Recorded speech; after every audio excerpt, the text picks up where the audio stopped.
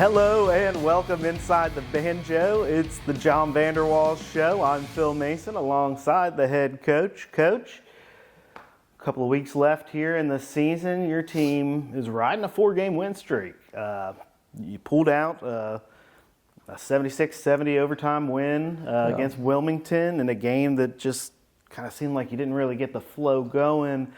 But then turn around on Saturday, and you definitely got that flow going. Yeah, it was a challenging weekend. And anytime you play Wilmington, it's always going to be tough. Yeah, you referenced the game at Wilmington. We kind of, I don't know if we stole one, but we dodged a bullet for sure. They had us on the ropes.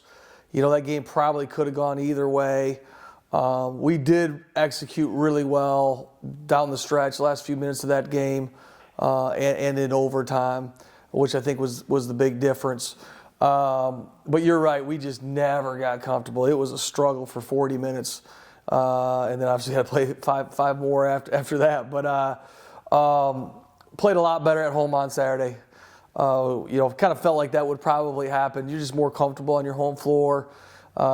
We had a feel for what Wilmington was doing, and just shot the ball a little bit better. So, all in all, we're happy with getting another weekend with 2 wins. Makes Sundays a lot more enjoyable for me. Yeah. That's for sure. Yeah, I bet. But we're just going to kind of try to keep it going this week.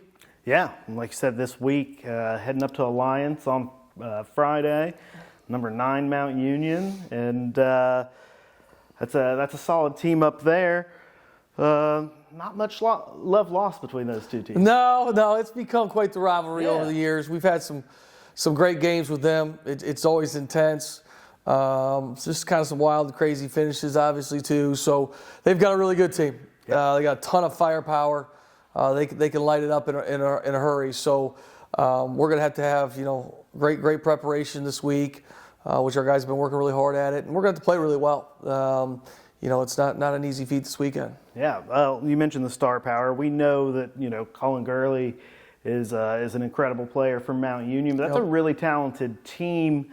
Can you kind of break down what you're seeing on film from them? Yeah, as far as how they play, similar to what they've done in the past, a lot of the same actions and things that we've seen from Mount Union. But yeah, I don't know that they're as deep as they were last year. Obviously, they graduated some really talented players and have a lot of great guys back. But their rotations are a little bit shorter. Their 3 leading scorers are all playing like 35 minutes a game, and they're kind of riding those guys a little bit more this year. Obviously, we've got to get Gurley. We've got to keep him in check. He can go nutso on you in a hurry. I mean, and that's what makes Mount dangerous is they have like no conscience. I mean, give Coach Fuline credit. He lets those guys play. Man, they run a gun and jack it up, and they'll shoot it from anywhere. And if they get rolling, it can be an avalanche on you in a hurry. And so we've got to keep Colin in check. We've got to do a good job guarding him. Hopefully we can kind of build upon what we did this weekend with Jeffrey Mansfield. We held him under his average both games. I think it's going to be important that we do a great job on Colin Gurley and then all the rest of their guys too, because they've got other guys that can really get it going. So last year, they got 2 from you, and really did a good job containing you from the perimeter. Yeah.